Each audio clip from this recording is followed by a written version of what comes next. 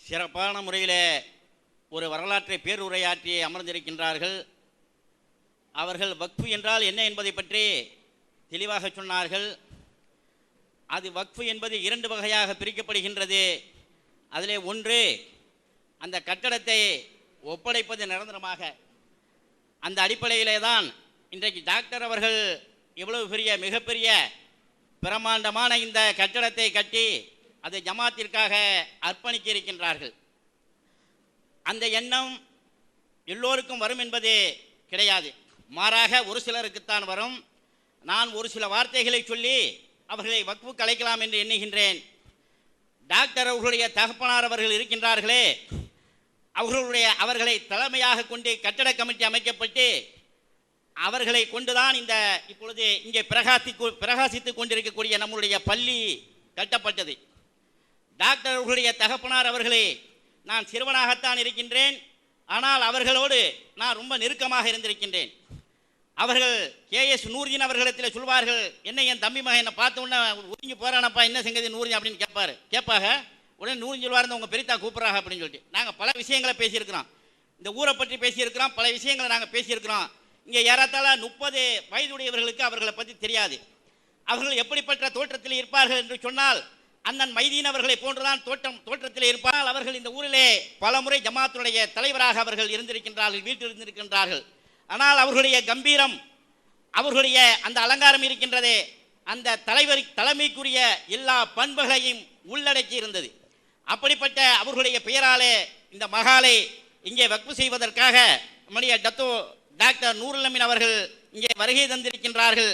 அவர்கள் செய்கின்ற இந்த காரியத்தை அல்லாஹ் ஏற்றுக்கொள்ள வேண்டும்.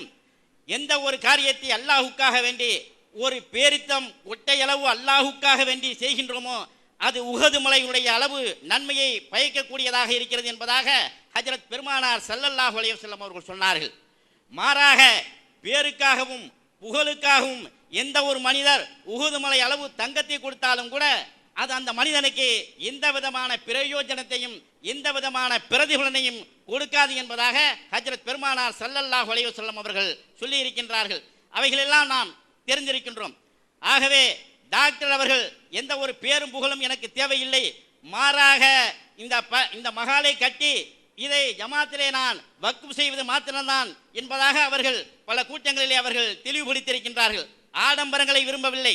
அவர்கள் அரசியல்வாதிகளை இங்கே அழைக்க வேண்டும் என்று சொல்லுகின்ற நேரத்தில் அரசியல்வாதிகள் தேவையில்லை, அதிகாரிகள் தேவையில்லை, ஆடம்பரம் எனக்கு தேவையில்லை, பத்திரிகைகளிலே விளம்பரங்கள் எங்களுக்கு தேவையில்லை. மாறாக நான் இறைவனுக்காக வேண்டி நான் இந்த கட்டடத்தை கட்டி அர்ப்பணிக்க இருக்கின்றேன் என்பதாக சொன்னார்கள். அவர்களுடைய அந்த அர்ப்பணிப்பு இருக்கின்றதே, அது நிச்சயமாக இந்த ஊரில் இருக்கக்கூடிய நம் அனைவரும் இறைவனிடத்திலே துஆ செய்ய வேண்டும். அவர்களுடைய வாழ்வு வளம் பெற வேண்டும், அவருடைய குடும்பம் பிரகாசிக்க வேண்டும். இங்கே வருகை இருந்திருக்கின்ற நம் அனைவருடைய வாழ்க்கையும் நம்முடைய பொருளாதாரமும் மேம்படைய வேண்டும் என்று எல்லாம் வல்ல அல்லாஹ்விடத்திலே வேண்டி விரும்பியவனாக டாக்டர் அவர்களே வக்ஃபு இந்த மகாலை வக்ஃபு செய்யுமாறு அன்போடு அழைக்கின்றேன். அந்த வக்ஃபை நமது ஜமாத்துடைய தலைவர் ஹாஜி ஏஎஸ்எம் அகமது அவர்கள் பெற்றுக்கொள்வார்கள். அஸ்ஸலாமு அலைக்கும் வரஹ்மத்துல்லாஹி வபரகாத்துஹு. இந்த நிகழ்ச்சியை திறம்பட நடத்தி கொள்ளும் சகோதரர், இந்த விழாவை தலைமை தாங்கும் ஜமாத்து தலைவருமான என் மச்சான் அகமது, என் அண்ணன் ஹாஜி மைதீன் அப்துல் காதர், இந்த ஜமாத்தின் அங்கத்தினர்கள், மலேசியா மற்றும் அரபு நாடுகள் வந்திருக்கும் சகோதரர்கள் அனைவருக்கும் என் முதற்கண் சலாத்தை சொல்லிக் கொள்கிறேன். அஸ்ஸலாமு அலைக்கும் வரஹ்மத்துல்லாஹி வபரகாத்துஹு. இது எனக்கு மிக என் வாழ்நாளிலே மறக்க முடியாத நாள். என் தகப்பனார் தவறி 10 வருஷம் ஆகிறது. அவர் நினைவிலே ஏதாச்சும் செய்ய வேண்டும் என்று எனக்கு பல நாளாக ஒரு ஆசை. அப்படி ஒரு ஆசையை நிறைவேற்றி தந்த வாய்ப்பும் வசதியும் ஏற்படுத்தி தந்த அந்த இறைவன் ஒருவனுக்கே எல்லா புகழும். வக்ஃபை பற்றி ஒரு சின்ன ஒரு உதாரணம் சொல்லுகிறேன். அவர் நான் ஹசரத் பீர் முகமதுக்கு முதலிலே பேசியிருக்க வேண்டும். அவரை பேச விட்டது அவர்கள் குரல் வளத்துக்கும் என் குரல் வளத்துக்கும் ரொம்ப வித்தியாசம். தூங்கினாலும் தூங்கி விடுவீர்கள். வக்ஃபு என்பது அந்த ரசூல்லா காலத்திலோ பின்பு காலத்திலே அவ்வளோ மேலோங்கி நிற்கவில்லை, அங்கங்கே ஆங்காங்கே இருந்தது. ஆனால் அது எப்படி வாய்ப்பட வேண்டும், எப்படி அது செய்ய வேண்டும் என்று இமாம் அபு ஹனீஃபா காலத்திலே ஆரம்பித்தது. இமாம் அபு யூசுஃப் அவர்களிலே வகுத்தார்கள். எல்லா மதுஹபுகளும் வேறுபட்டு இருந்தது.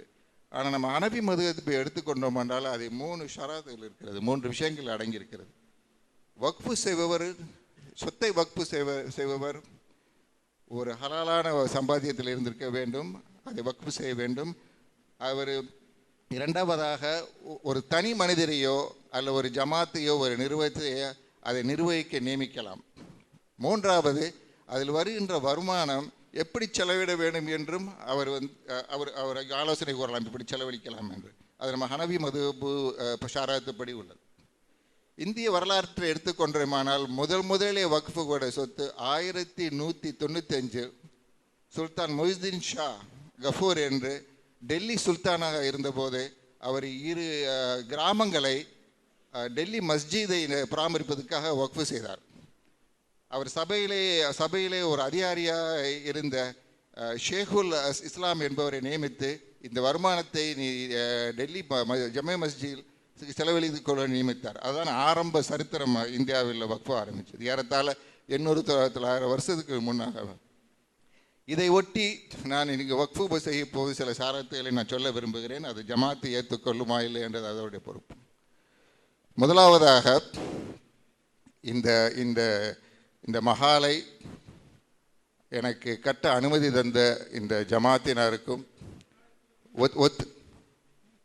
ஒத்துழைத்த இந்த ஜமாத்தார்கள், இந்த அலவங்குளத்து வாசிகள், இந்த பக்கத்தில் இருப்பவர்கள், சங்கத்து சகோதரர்கள், அவர்களுக்கும் நான் நிச்சயமாக எந்த விதத்திலையும் எந்த உதவி கேட்டாலும் உடனே அதை செய்து தரக்கூடிய ஜமாத்தார் நான் என்றென்றும் கடமைப்பட்டு, நானும் என் குடும்பமும் கடமைப்பட்டிருக்கிறோம். கட்டுவது காலத்திலே பணம் நிறைய வழங்குகிறது, பணம் செலவழிப்பது பெரிய விஷயம் இல்லை. அதனால் அது ஒத்துழைத்து அது நிரம்பட செய்வது மகா பெரிய இது ஆண்டவனுடைய துணையோடு தான் இது நடந்தது, தனி மனிதனால் அதை செய்ய முடியாது. நிறைய பேர் சொல்கிறார்கள், நீங்கள் ஏன் இவ்வளவு பணம் செலுத்தி செலவழிக்கிறேன். நான் அதுக்கு ஒரே பதில் தான் சொன்னேன், இது என் பணம் அல்ல, இது இறைவனுடைய பணம். அவன் என்னை தூண்டுகிறான், இதை செய்ய சொல்லி நான் செய்கிறேன். அது எனக்கு இந்த புகழ் வேண்டாம், எல்லா புகழுமே அந்த ஆண்டவன் ஒருவனுக்கு சேரும் என்று பலமுறை சொல்லியிருக்கிறேன். அதோடு இந்த இந்த ஹலாலாக நான் சம்பாதித்த பணத்தை வைத்தும் கட்டிய இந்த மஹாலை ஹாஜி சீனானா முகமது இசாக் ஊனா ஜன்னத்து பீவி அவர்கள், அவர் குடும்பத்தினர், அவர் பிள்ளைகள், அவர் பேரப்பிள்ளைகள், அவர் இனி வரும் சந்ததிகள் சார்பாகவும், இந்த அலவங்குளம் ஜமாத்தைச் சேர்ந்த அனைவர் சார்பாகவும், இங்கே அலவங்குளத்தில் இருந்தாலும் சரி, மற்ற நாடுகளிலே இருந்தாலும் சரி, அவர்களின் சார்பாகவும், மற்ற நம்ம இங்கே வந்திருக்கும் நம்ம ஊர் இல்லாத மற்ற உலமாக்கள், மற்ற விருந்தினர் வந்திருக்கும் அவர் சார்பாகவும் அல்லாஹ்வுக்காக இதை நான் வக்ஃப் செய்கிறேன். இந்த இதை வக்ஃப் செய்த இந்த சொத்தை நிர்வகிப்பதற்காக இந்த ஜமாத்திடம் நான் ஒப்படைக்கிறேன். இந்த ஜமாத் சில இதில் வந்த வருமானங்களை நல்ல திறன்பட நடத்தி, இதில் உள்ள வருமானத்தை பள்ளிவாச செலவுக்கு மட்டுமன்றி இந்த சமுதாயத்தில் மற்ற சேவைகளும் செய்யுமாறு கேட்டுக்கொள்கிறேன். எப்படி என்றால் அது பொருளாதார ரீதியிலே நெளிந்திருக்கலாம், தேவைப்படலாம். படிப்பு கல்விகளுக்கு இது போன்ற ஒரு திறம்பட ஒரு கமிட்டி அமைத்து அதை திறம்பட நடத்தி இதில் வருமானத்தில் பிரயோஜனப்பட்டு இது 2 விஷயம் இருக்கிறது. ஒன்று, இதில் உள்ள வருமானத்தை பற்றி நம்ம எப்படி நம்ம சகோதரர்கள், அந்த ஜமாத்தை சேர்ந்த சகோதரர்கள் பிரயோஜனப்படுகிறார்கள் ஒன்று என்று. இன்னொன்று, இதை ஒட்டி மற்ற வேறு ஒரு ஆர்வமும் ஒரு இன்ட்ரெஸ்ட்டும் இது நாம் இப்படி செய்தால் என்ன, அப்படி செய்தால் என்ற ஒரு வளர்ச்சி, ஒரு மன வளர்ச்சி, ஒரு திறந்த மனப்பான்மை வர வேண்டும் என்று கூறிக்கொண்டு இந்த மஹாலை என் அல்லாஹ்வுக்காக அர்ப்பணித்து இந்த ஜமாத் தலைவர் அகமதிடம் நான் ஒப்படைக்கிறேன். ஏற்றுக்கொண்டு இந்த ஜமாத் சொன்னபடி நடந்து கொள்வார்கள் என்று நம்புகிறேன்.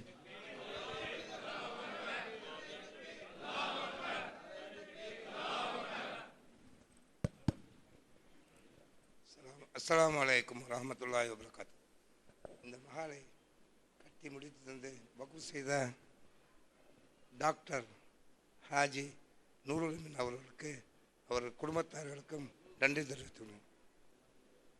அஸ்ஸலாமு அலைக்கும்.